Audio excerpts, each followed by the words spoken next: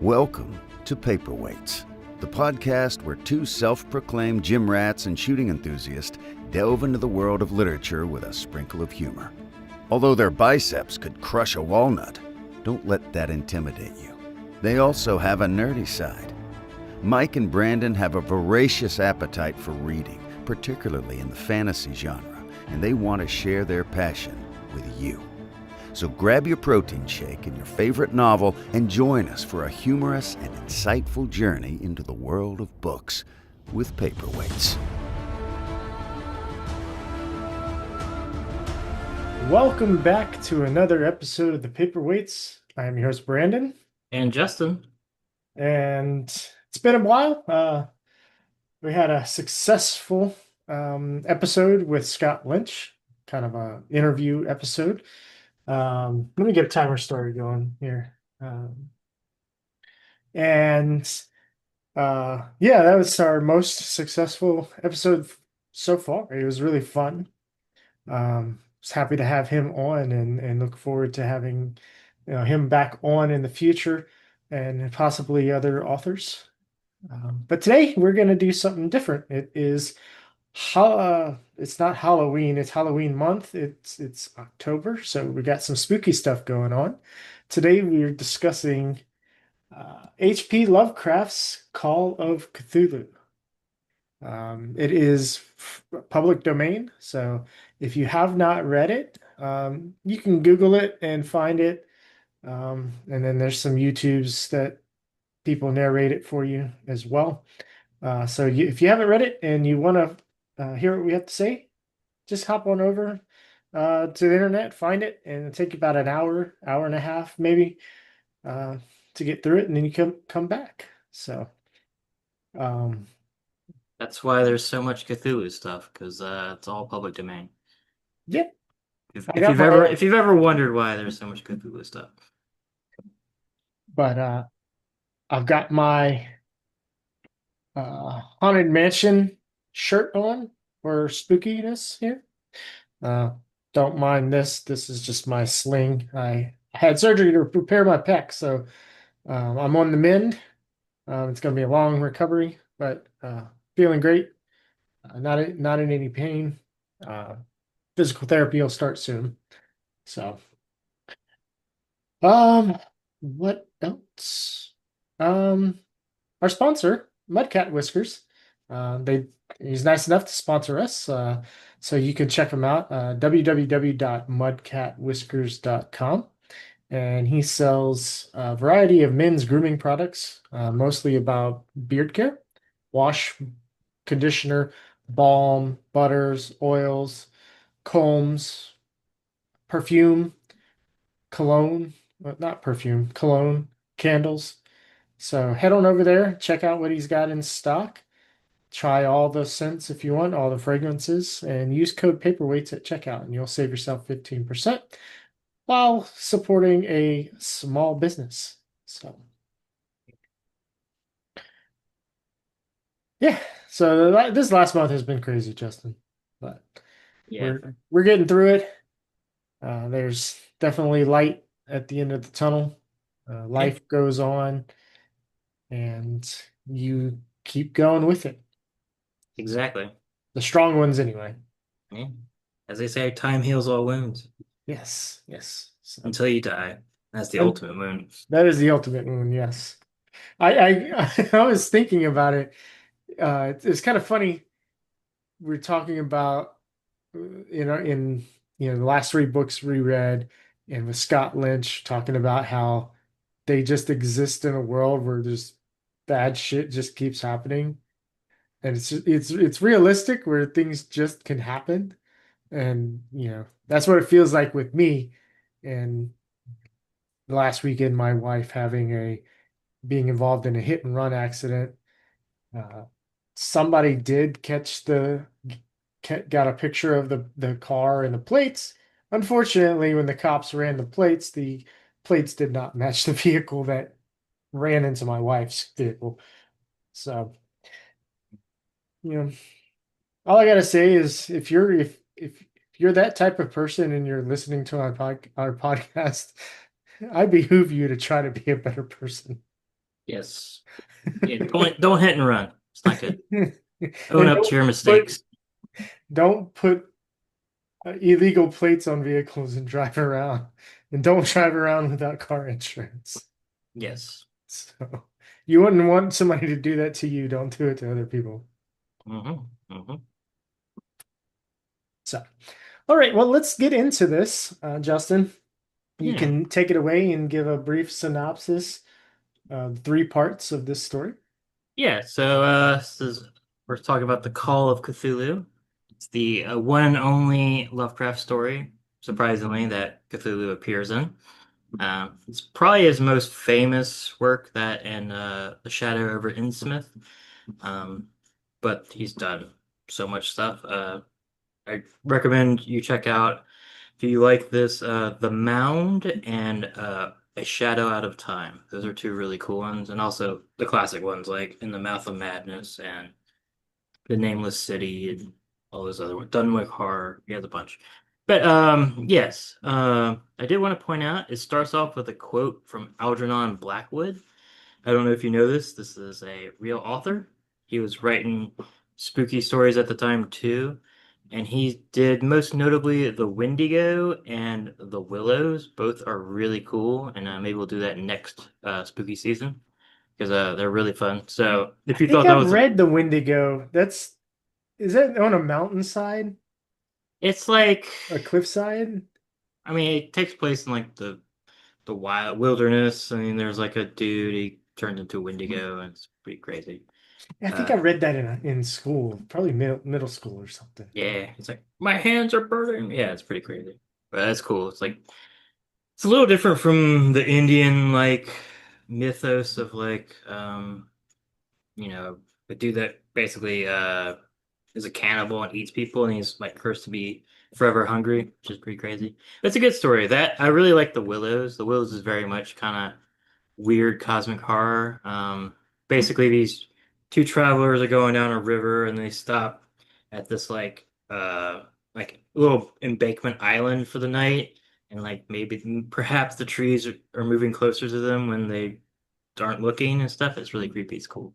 Um, Wonder if that was the, so we're going off on tangents, but hey, it's spooky season. I wonder if that was kind of the uh inspiration for the angels in Doctor Who. Maybe, yeah. Because like the Um, angels, if you look away from them, they'll move closer to you, but while you're looking at them, they're still in statues. So Yeah, yeah. And it gets crazy. Uh, and just at the top, I've plugged them before, but if you're interested in any type of spooky stuff, Horror Babble, it has all the free shit on YouTube, really well narrated. Some have like dramatic stuff, so like they'll have like sound effects and shit on it. It's very well done. If you like Algernon Blackwood or Lovecraft or any of that stuff, and you want to listen to an audiobook while you do stuff, YouTube is free, so highly recommend it. And you can have somebody else pronounce these weird ass names. Like really, yeah. That's the only reason I know how to say that. Anyway, we can get into the story proper. It's like Brandon said, it's basically kind of 3 short stories tied together. It kind of has the same structure as a lot of Lovecraft, which is basically kind of diary journal form. In this case, basically, it's this dude named Francis Thurston, whose great aunt uncle died in a mysterious way. And his name was it was Angel, Professor Angel, who, funnily enough, was not at Miskatonic University, which, if you're a Lovecraft fan, that's kind of his through line through most of his stories is this town in Massachusetts named Arkham. It's where Arkham Asylum comes from in the Batman universe, which is kind of fun. And there's this university here called Miskatonic University that like a lot of professors and weird shit comes through. So I forgot that this one didn't mention it, but a lot of it's like the one through line through most of his books, which is cool. Anyway, he got mysteriously died, and he's like basically going through his belongings and finds a strange bas relief, who the horror and clay. And basically, his uncle was researching the Cthulhu cult and doing some stuff, and he came across this guy, Henry Wilcox, who basically was an artist. And at a certain point in time, he kind of was having strange dreams, dark of a cyclopean city and a great Cthulhu monster. So he starts basically in his sleep carving this crazy bas relief that gives off a evil tinge to it and makes you go mad looking at it. And it You ha said Cyclopean City, and I didn't look it up when I was reading, but it was that word was used frequently. yes, What does describe what Cyclopean means in the context? thinking like Do you know? vast. Uh, I mean, I'm sorry if I put you on the spot there. I don't know the actual definition of it. Basically, what I think is like vast architecture of strange design, like kind of like ancient, vast. Yeah, I So was, does the word derive from like Greece? Like was let's see, I'm looking at Cyclopean use of massive irregular limestone boulders that are roughly fitted together without the use of mortar. So yeah, kind of like the Greek stuff, but like huge cities. So okay. kind of so invoking like ancient and like weirdly architectured kind of. It also has like syllables on it that no man can like speak in like no language of this earth. Ooh. Um, and then basically, so they're trying to figure it out, and he he's like piecing together other strange occurrences that are happening at the same time. Like there's like so like something's happening here, and then basically this instance, this period of time, it's like a couple weeks or a month or something stops and basically Wilcox, because he goes into a coma, he wakes up and he doesn't dream anymore of the Great Cthulhu monster. We get the description of Cthulhu, even though Lovecraft really loves to do this. He loves to go, there's something that beyond description, and he describes it. It's really funny. He does that a lot in his work. But it's a somewhat extravagant imagination yielded simultaneous pictures of an octopus, a dragon, and a human caricature. So it has like, so it's basically you've seen Cthulhu, but it has little tiny wings, which is fun. Um, but yeah, he's a great old one. Um, so yeah, that's kind of that. And then you find stuff about the Spectre Legras because he's trying to like corroborate instances of other like findings of Cthulhu basically in the cult. That's basically what happens. Yeah, anything else? That was that just section one? Yeah. Okay. You want me to go through the entire thing? We can, because I just talked. I How have you thoughts of it as a whole. Like I mentioned before, section one, it was like I didn't go back and read it after I was getting my bearing after I got my yeah. bearings, starting with two and three. Um, but it was so section one. Actually, we could go ahead and talk about it. Yeah. It kind of reminded me more of a like Indiana Jones type, where they're and I think about when they in the the Last Crusade, sorry, not the Holy Grail, the Last Crusade, where he's in meeting with Marcus in his office, and they're looking at all sorts of stuff in the Grail or the rubbing. Um, this section kind of reminded me of that, where he's just in an office somewhere. Like I just imagine him in an office somewhere, flipping through uh, belongings and looking up stuff in mythos and tales. So Yeah. the description of Cthulhu in this first one was cool.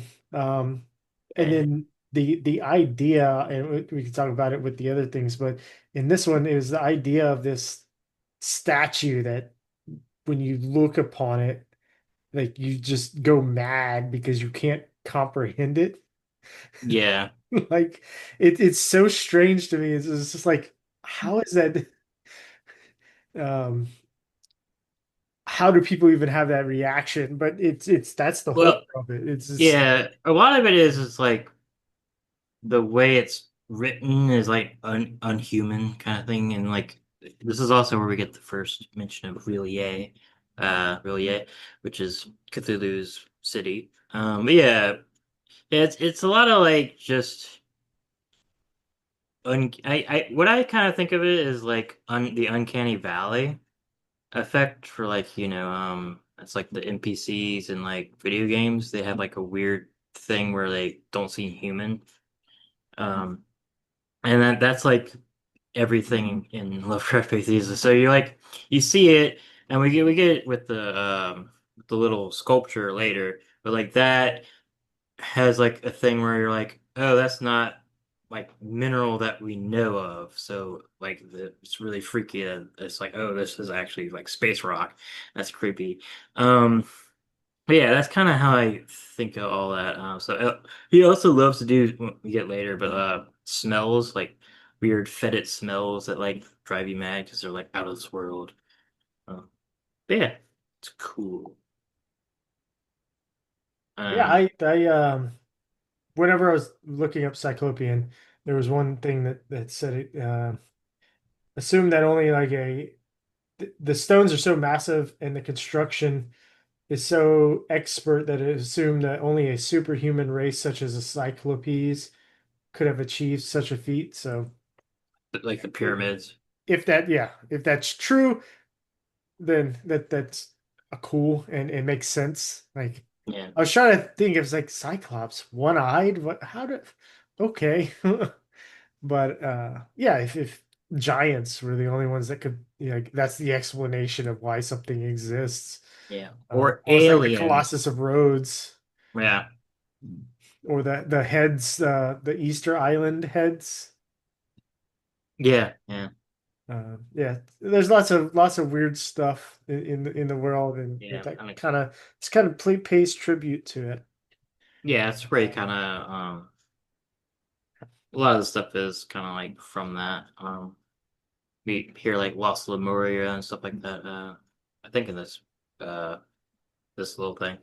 But yeah, yeah, we get. But yeah, it's invoking all that stuff for like, oh, something so ancient shouldn't exist for what our knowledge of the world. So our knowledge of the world is wrong. What the fuck? Oh, there's these crazy ancient aliens that came down. Oh no, what's up? This And the is orders of magnitude too. yeah, This is the size of the things, and like, oh my God, we're so minuscule and so tiny. Like we should just it's so horrific. The things are so huge out there. We should just die. yeah. And this section also deals with dreams and dreamers. That is a decently big thing in Lovecraft, where he has this whole dream cycle stories. Most notably, the Dream Quest of Unknown Kadath, which are pretty crazy. You can like you meet other crazy old ones and weird shit in there, and you meet a bunch of cats. It's kind of if you like cats, cats save them. The Dream Quest of Unknown Kadath is batshit insane. It's so you know how like in an Inception, you're like, oh, this is like a dream within a dream, but it's kind of just dudes in a bar with guns or whatever. Yeah. Dream Quest Another Death is like wild. There's like the cats of Uthar that help him out, and there's like fucking thousand cats go to war against other people. It's out, it's out there. Um, so like if you want to like trip out and do the Dream Quest, um, I recommend it. I don't know if it's good, but it's kind of cool. But you've read it. Like I listened to it, yeah. yeah, okay. So you wouldn't know if you could classify it as good, but it's interesting. I enjoyed it. You get some other of the old ones. You get like Narlathotep, who's cool. The crawling chaos. And you get I think Azathoth, which is beyond this thing. He's pretty cool. He's like basically the center of the universe that will kill us all if he wakes up. If I Yeah, remember I need to correctly. learn more about all the elder ones. So really, They're c- Cthulhu is the only one I really know. they're cool. Like they're all interesting. You got like Shab Nagorath and you got a lot of them. Basically Is that the one every that was in Quake? maybe I wouldn't be surprised. Yeah, Um, I think that was the final boss in Quake. I can see that. Um, but yeah, but basically every story is kind of funny if you think about it because Earth just has a billion old ones on it. But basically each story is like a different either elder thing or old one. Like I think the Dunwich Horror is Shab Nagorath. Yeah, she is the Hell Mother. Yeah. She's the final boss in Quake Oh 1. no, Dunwich Horror is Yog Sothoth. Yes, that's right. Yeah, And yeah. that is not how I pronounce that name, but you know. That's that's how the audio narrator told me to do it. And I was like, cool, I don't have to think about it. I can just repeat that and probably get it wrong too, but yeah. So if you want to get a suite of old ones, basically every story, because like I think Cthulhu just kind of like is mentioned a couple of times, but that's like it. He never shows up again. Probably, I mean, there's been so many other, but in like actual Lovecraft proper, he has doesn't show up, from my understanding. Like, don't kill me. So yeah, we can go into part two unless you got anything else. No? So yeah, this one basically the the nephew uncovers a story about Inspector Legrasse in New Orleans. Hey, our neck of the wood. Basically, he goes to this archaeological society with the totem of Cthulhu that we mentioned is of a mineral that's not of this earth, and he's basically like, "What's up? Tell me about this." And they're like, "Don't know what to do." And then he basically tells them the story of how he found it, which is basically there was a cult in the middle of the woods, uh, full of Lovecraftian saying of basically foreigners. He does love to hate on foreigners and black people, but whatever. It is what it is. But yeah, they were there, and they've been like basically sacrificing locals to Cthulhu out in the swamps, Are these and like Haitians they're like almost? Haitians, Chinese, and some like yeah, just regular people. Um, yeah, um, Immigrants. immigrants basically. Yes. Uh, but yeah, they're basically been kidnapping and sacrificing the locals to Cthulhu, and there's this cool story about like there's like a place in the swamp where no light has shed upon it that has like a tree or some shit, um, which was really cool. There's like crazy creatures out in the woods and stuff like that. We see one of them at the end. Um, and basically the police go and raid it. Um, like a couple of them go mad at the sight of the ritual, and he likes to do the thing where like um people are speaking with like voices of dogs and stuff. He has a cool line of like, it is unsettling to hear a voice of a human where an animal should be, and vice versa. So yeah, it's crazy. They're worshiping the It kind of tiny, reminds me of the Trollocs when Robert Jordan describes how the Trollocs speak. yeah, Um, Especially Narg, yeah, the only one that's the only one. common. Yep. He was like, I'm gonna drop that. They're just evil. Um, but yeah, they basically raid the thing. They're worshiping the little tiny statue that Legrasse brought to the archaeological society, and like a bunch of people die, and they like capture a bunch of people. Um, and then basically they get a dude that basically tells them what's up. Uh, basically just the lore drops on 'em. They worship, so they said, the great old ones lived in ages before they were any man and came into the young world out of the sky. Those old ones were gone now inside earth and under the sea. But their dead bodies had told their secrets in dreams to the first men, who formed a cult which never died. hidden in distant wastes and dark places all over the world until the time when the great priest Cthulhu from his dark house in the mighty city of Rillier under the water should rise again and bring the earth again beneath his sway. Someday he would call, and when the stars were ready, and the secret cult would always be ready to open him. So yeah, basically, a long time ago, a bunch of old ones came down and did stuff. You get more of their stories and a bunch of other stories, and basically, Cthulhu sunk into and his city sunk beneath the ocean, trapping him. And they're like not. It's weird. They're like not made of always made of matter per se.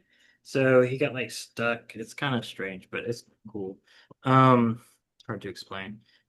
But yeah, so Cthulhu is under the water and like he can't die, but he can like dream, and that's how he talks to people whenever he wants to. But it doesn't really yes. And then we get the translation of the inscription on the idol. It's at his house in Relier, dead Cthulhu awaits dreaming. And then we get another little passage that's cool, and it's that is not dead which can eternal lie, and with strange eons even death may die. That's basically like can't really kill the old ones, they're just kind of there and cool. We get mention of the Necronomicon written by the mad Arab Abdul Hazred. And it's funny, he's always introduced that way as the mad Arab Abdul Hazred. The Necronomicon is very important in Lovecraft. Shows up a lot of times. It has strange mentions of most of the old ones in it. Let's see what else happened. They kind of don't know where like the statue came from and all that stuff. And basically we find out that the nephew kind of actually went and saw it because he's trying to piece together the story, and he's like, oh, okay, I saw it, and talked to other people, and they kind of said the same thing. Yeah, he's not quite going crazy. Yeah, not yet. He could be, Yeah. but yeah, each one of these is very interesting because they, even though they're all talking about Cthulhu, there's and it's happening around the same time, and there's shared elements, mostly shared elements between what the people are doing and what's happening with the people, but the settings are so different. And one of the things I was thinking about here, and it's not necessarily stated here, but one of the big facts of lore with Elder Ones that I've picked up from like playing Dungeons and Dragons and things like that, is there's like the cults, they present it as there's ancient knowledge to be garnered from somewhere. And in this one, I was thinking about the fact that Lovecraft was pretty racist. And this story in particular with the Haitians and with the immigrants, um, where you know the the Caucasians would think that they're the smarter ones, and here you have these cults of um, immigrants that they're prejudiced against, that are in a cult that promises, like they have secret knowledge that's so great and so powerful that's hidden from like the Caucasians from the oppressors. Um, but then the oppressors just think that they're idiotic and insane. And it's kind of an interesting, you know, I I I kind of gleaned that it was an interesting view of those races that they're prejudiced against, and like, you know, they think that they have the knowledge, they have better knowledge than us, but we know that they're just mad and crazy. Yeah. And that was like one thing I just kind of, that's my take on it. I don't know if anybody else had the same take or thought about it in that same way. Mhm. But as I was reading, I was like, oh, that's interesting because they're animals. They're out having these orgies. They're doing these sacrifices, human sacrifices to gain hidden ancient knowledge from the cosmos. And it's Yeah. like, yeah, that y'all are crazy. Y'all aren't smart. Y'all are just insane. And yeah, that's why y'all should be like, killed or whatever. Um, Not my thoughts, not my beliefs, I should say, but just kind of trying to tie the story. Um, but yeah, it really, I really, I really like the imagery in this, and in that phrase Cthulhu Ftagan. Yeah. It's just Ftagan, like that writing there. Just it's almost like Welsh, old Yeah. old Irish, like from Yeah. lands of the UK. Yeah, it's supposed to be like written so like you can't pronounce like unpronounceable like humans and it's all unsettling and weird. I like how they like broke it up and they have like he does some linguistic stuff where it's like we broke it up by common linguistic markings of like where words would be. So we don't even know if that's how it's broken up. Um but yeah, it's cool. Yeah, Cthulhu photography. And really, yeah, just this great city under the water because it fell and trapped in. Um, but yeah, this is cool. There is like a crazy winged beast that like flies away. When they're fighting, which is cool. I'm not exactly Like sure. Mothman. Yeah, basically. I, I don't think it's a Migo. If you want to learn about Migos, you can uh read or listen to Whispers in the Darkness. They're like they're pretty cool. They're like basically fungal people from Pluto. Yeah. I just Googled Migos and I got something. I don't, this is not the right thing. And I spelled it Meegos. Yeah. In my geo, my oh, There we go. Yeah. yep. Oh, Yeah, they're from Yuggoth, which is basically Pluto. yeah, those things are creepy looking. Yeah, that's Mothman. Yeah, they're cool. They're like not evil. They're really interesting. Whispers in the Darkness is cool. Um, They're not evil. They look evil. yeah, they're like no, they're not evil. They're like living in the mountains and stuff happens and yeah, It's Mothman. it is. Yeah. Okay. Yeah, all the I need to read more Lovecraft. yeah, it's cool. I got into them this past year. Um, each story is pretty like short. Like Mountains of Madness is pretty long, but I would say that till like towards the end because it kind of culminates a lot of stuff. But yeah, they're all fun.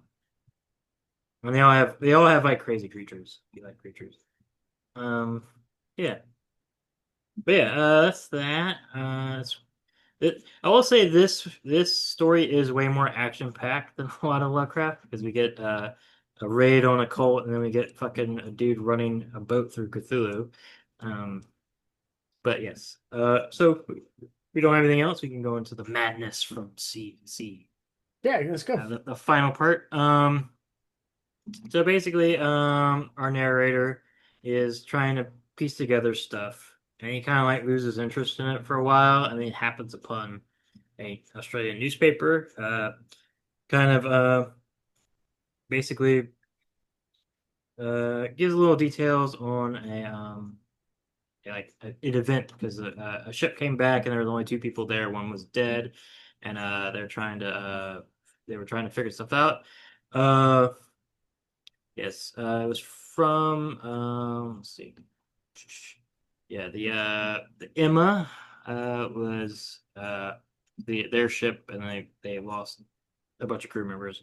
And basically he ends up going. He's like, oh, that's like kind of the same. Oh, he brought back an idol, right? Yeah, same idol. And he's like, oh shit, this is tied to it. So he goes and basically talks to the dude, but finds out that the dude is dead. He's like, shit. And his wife's like, well, there's like some papers here, but they're written in English because she was like a foreigner, right?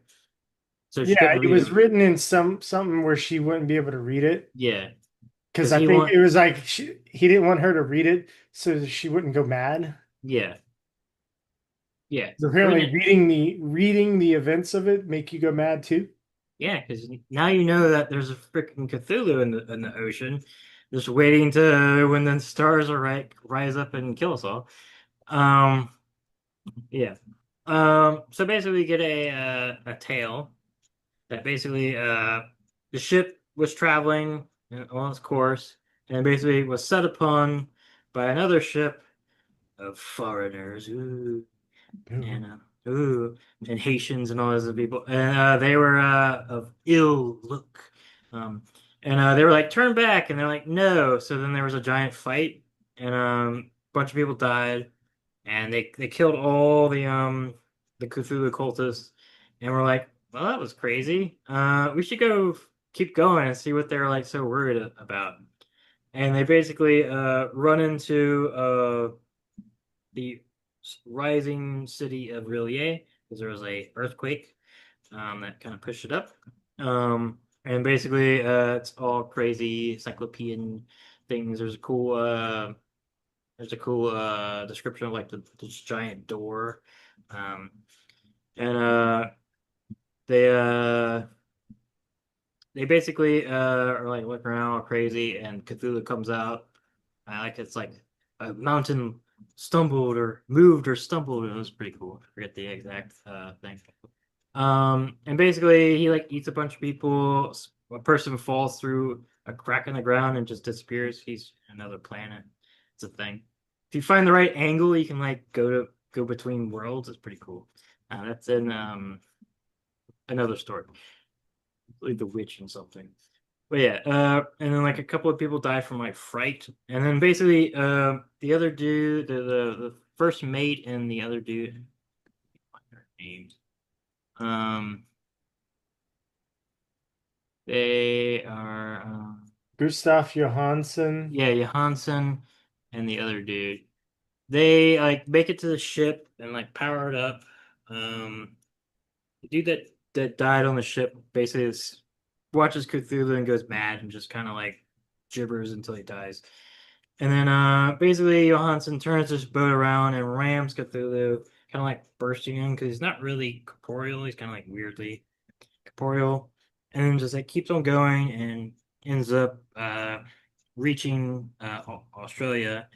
And then apparently he's like, there's conjecture that our narrator gives it like he must have got Cthulhu must have gotten like sucked back down when like the city kind of receded into the water and kind of trapped there because the weird science of like water can like stop them because they can't pass through it. It's kind of strange. I forget the exact reasoning for it, but that's the reasoning. And then basically at the end, he's like, oh, the water makes me go crazy. And he's like, oh, the cult is still there. There's gonna be more rituals and stuff, and they might know about me, so I might not be long to live. And hopefully nobody will ever discover this because it's too evil information. But I wrote it down, and yeah. So Cthulhu's there waiting for us when the stars are right. He will rise and kill us all. But yeah, that's kind of the thing. It kind of ends with that. Um, and Yeah, it's I funny. And it's kind of it gives it kind of like a Sodom and Gomorrah type thing. It's like when everybody's crazy and like men are with torturing and raping and pillaging and stuff, Cthulhu will rise and it's all crazy. there was a I didn't watch it all because there was only one season and then it was canceled.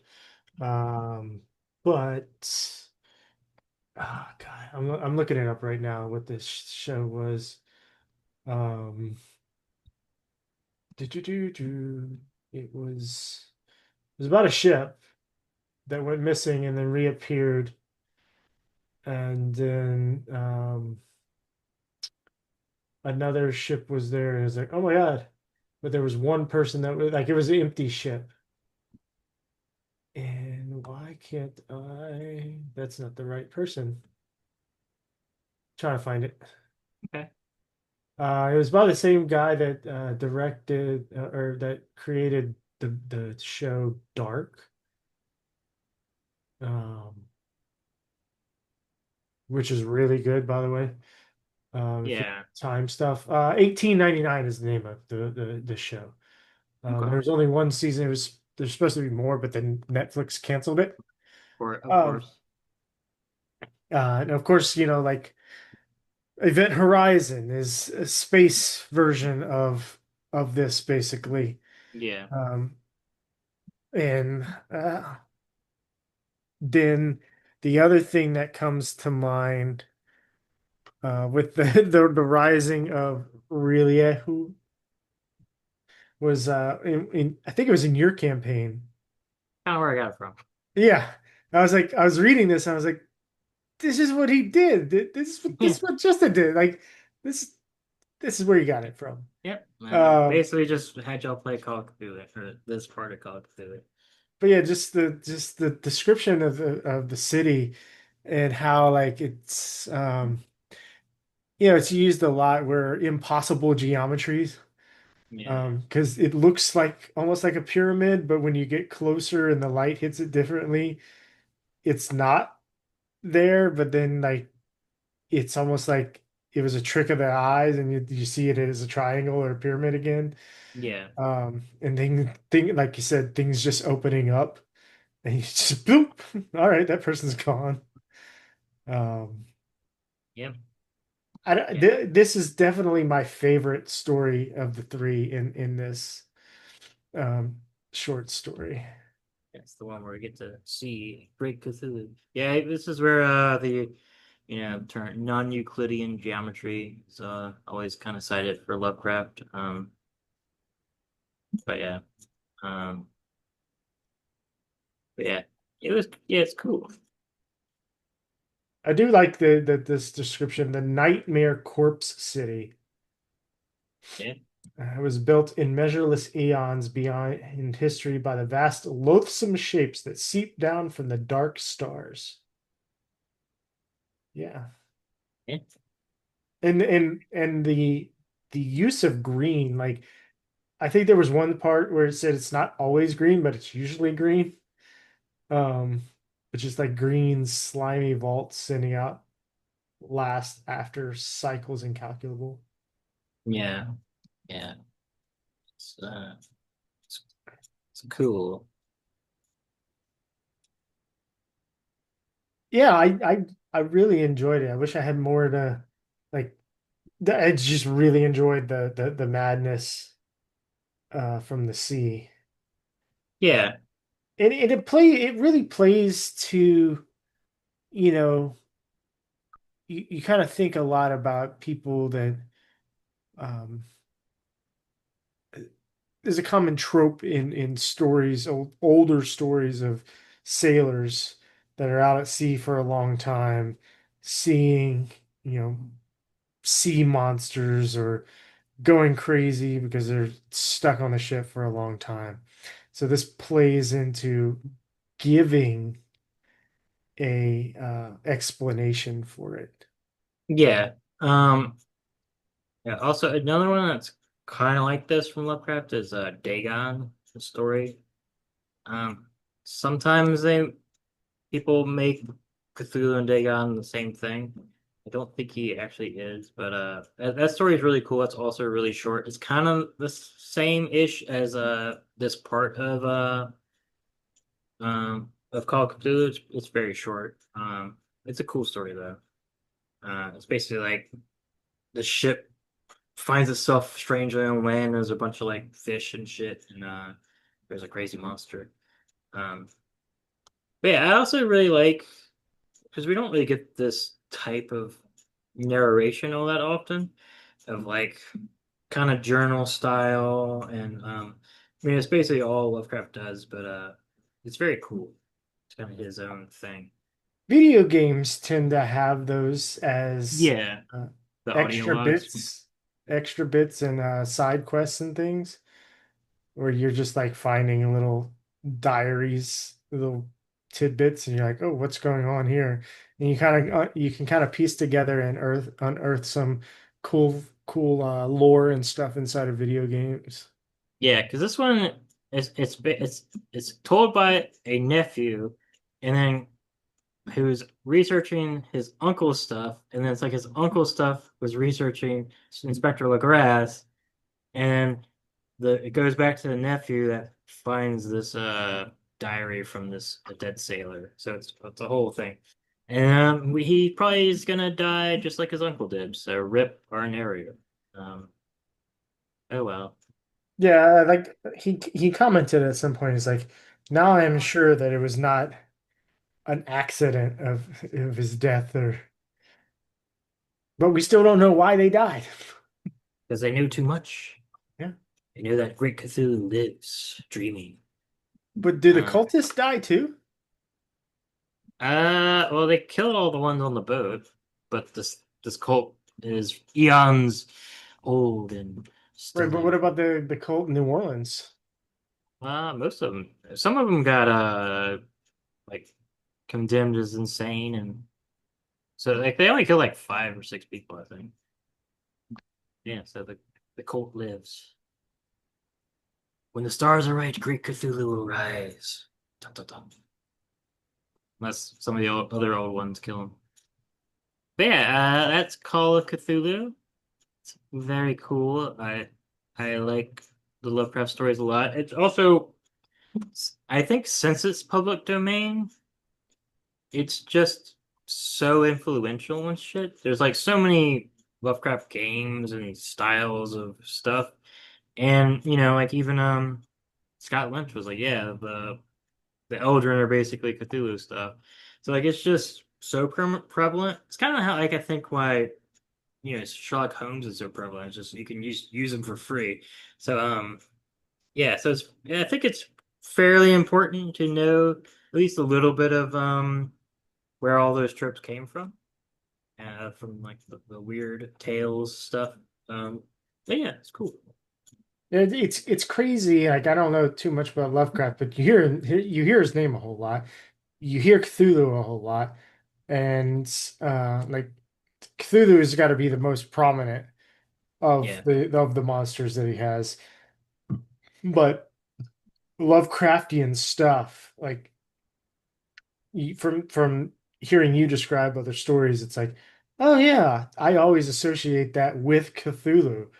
But yeah, just so many works, so many tropes of cosmic horror, of elder horror come from his works and like, yeah, you know, multiple of his works.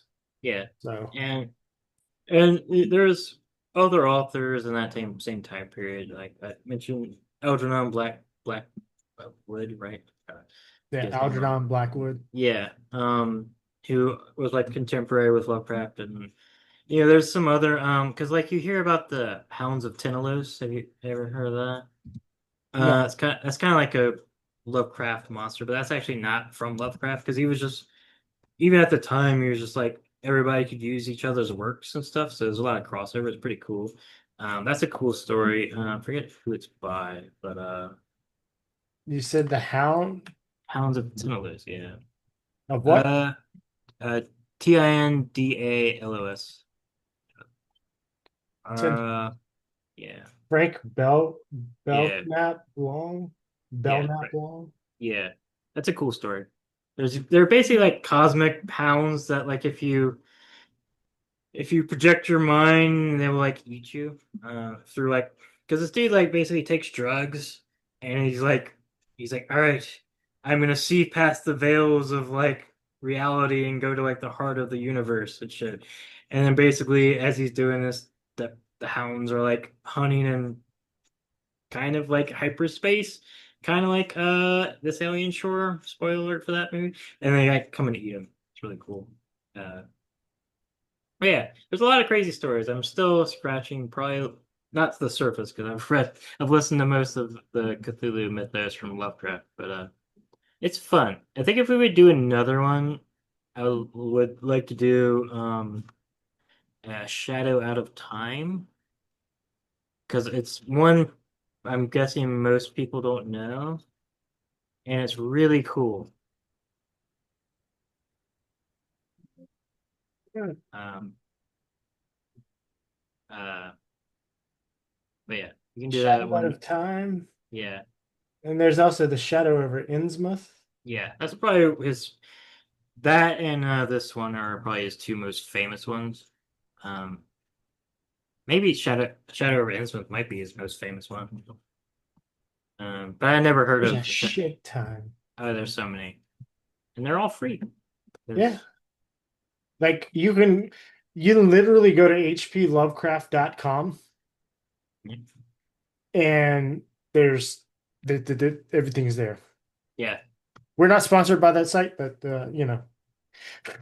yeah. It's kind of funny whenever I like go in Barnes and Noble or something, and I just see like Lovecraft collections. I'm like, it's all free. Why'd you get? I mean, I guess if you want a nice version of it, but uh, there's I will say, I don't know, there's something psychological about reading something that's continuously scrolling on one page versus having a book where you can turn the page and or even like even an ebook where you have that page turning. yeah. It feels, I don't know. It feels different. Oh, it does, but So yeah, you can at least read before you buy. If you become a super fan, you can get it. Spend some money. you can also just go to the bookstores and sit there and read the books. Sure. Or visit your local library. Plug. Or the library. Now, I've never gotten kicked out of a bookstore for reading the book in the bookstore.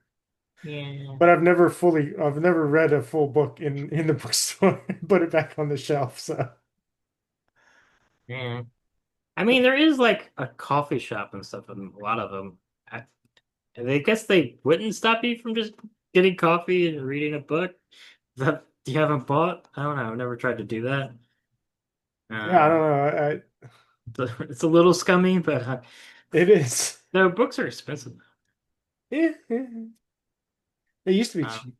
it used to be cheap. Like, like a because Cost of everything is going up. I got a couple of books recently. I ordered the Three Body Problem series. Thanks. It was I like got 50% off on Amazon. yeah, I got the first Expanse novel. Uh, so I don't know when I'm gonna be starting this because I got a lot of other stuff to read. And I got the first Sun Eater novel. Okay. It's another sci-fi. I listened to some of the audiobook and it was good. Very Dune inspired. Nice. But I've been I've been listening to so I finished the Fellowship of the Ring and I'm listening to the Two Towers now. Andy Serkis narration. And it's so good.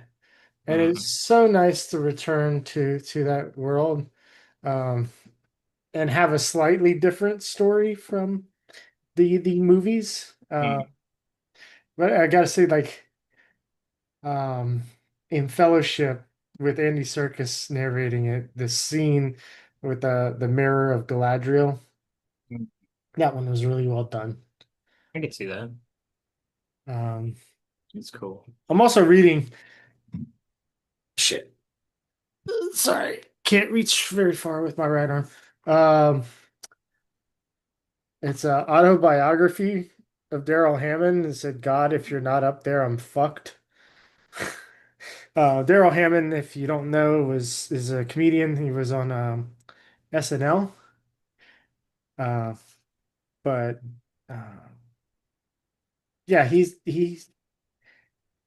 had a pretty fucked up, hard life. I don't know what it is about a lot of the comedians on SNL that They go dark. were into hard drugs and other things. But this has I'm halfway through. read about 20 pages. I don't sit there and read this. It's like a daily read where I read 15, 20 pages a day. Uh, it's good so far. I like it. Yeah. I'm Um, also making my way through the Kushil's books by Jacqueline Carey. They're very good. If you like, Starts with Crucial's Dart. yep. Um, but yeah, they're fun. If you like kind of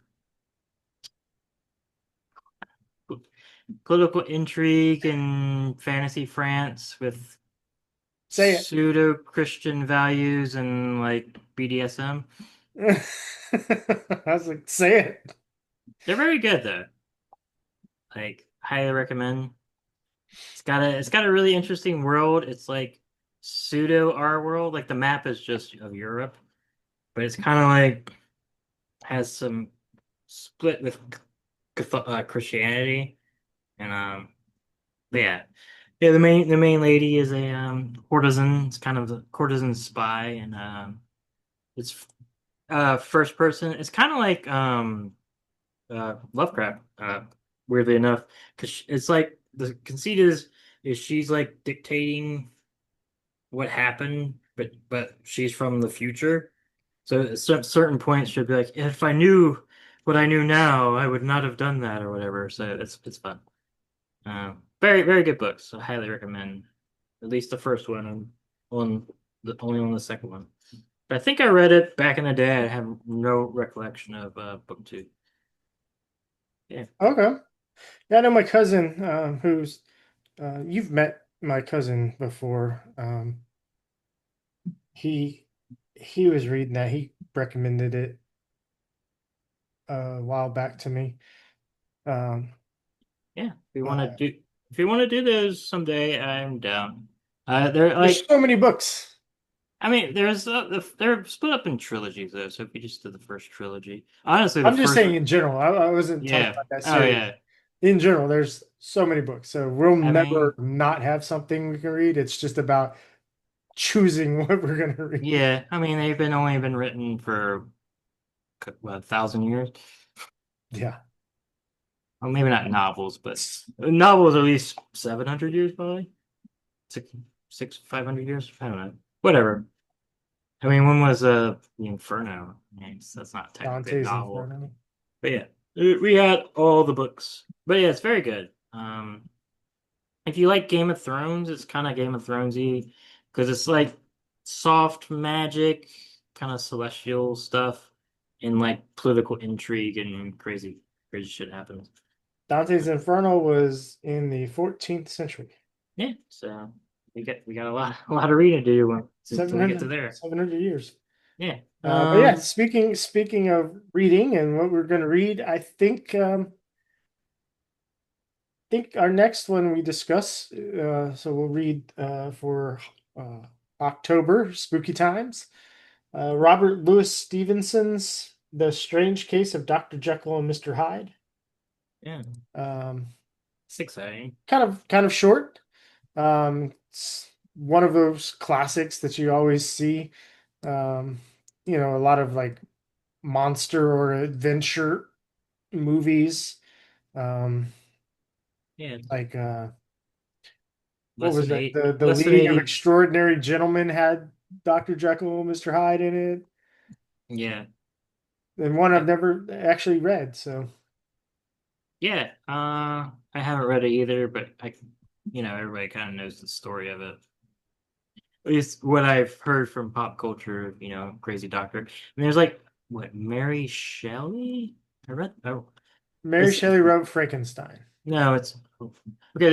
There's a movie and probably a book that's like from his unless it's Frank. No, it's not Frank. It's Doctor Doctor, but it's from like his assistant or like this lady's perspective. It's cool. Um, I don't know what it's called, The but like Dr. Jekyll story. yeah. Um,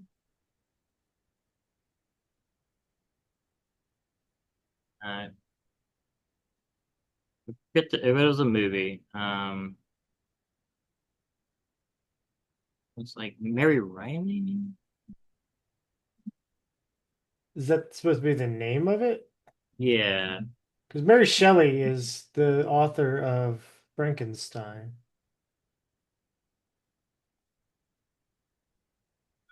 Yes. Yeah, yeah. It's Mary Riley. It's a 1996 Gothic horror film. Uh, yeah, inspired by the novella that we're gonna read. Yeah, she's like the maid. Uh, Oh, it's got Julia Roberts yeah, and John John Malkovich. Malkovich. I remember it being pretty freaky. Apparently, it's a box office bomb. So maybe it wasn't good, but I remember. I guess might have It's saw got it in a '90s. it's got a lot of people in it. Glenn Close, Michael Gambon.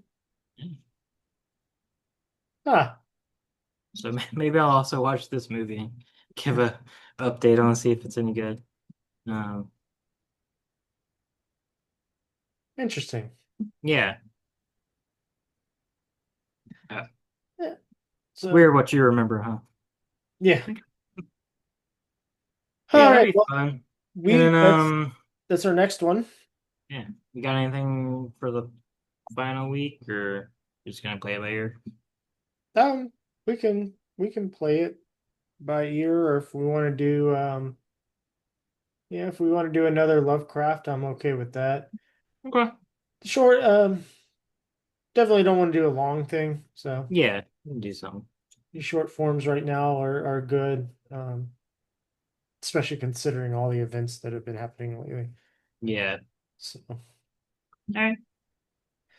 but yeah, if y'all have made it this far, thank you. We appreciate you. We like you here. If you are new and one of the maybe 400 people, probably less, maybe it's 300 or 250 people that watched the Scott Lynch episode and you stuck around to check us out. Thank you. Yeah. Uh, we're glad you're here. This is fun. We have fun. We hope you have fun listening to us. And leave any comments. Hit the like and subscribe button, and you can leave us a rating or review wherever you listen to your podcasts. So we're also on Amazon, Spotify, um, Apple Podcasts, all of that stuff. So Yeah. the more engagement y'all have, the more visibility we have, and the more likely we are to continue to do this and get more guests, maybe. So Yeah. And if you like Brandon Sanderson, there's like 50 hours of us talking about Cosmere. So yeah. you'll have a lot to listen to. Then there's Harry. If you like Harry Potter, there's plenty of hours of the Harry Potter because we went through that series as well. Mhm. Um, and there's some older stuff out there. C.S. Friedman book, Project Hail Mary. That's a really fun book. The audiobook is really good too. So yeah, check out our backlog and stick with us through the future. Don't forget to visit our sponsor, Mudcat Whiskers. Use code Paperweights at checkout and you'll save yourself 15%. And I think that's everything. Sounds good to me. Yeah, we'll catch y'all next time. Bye.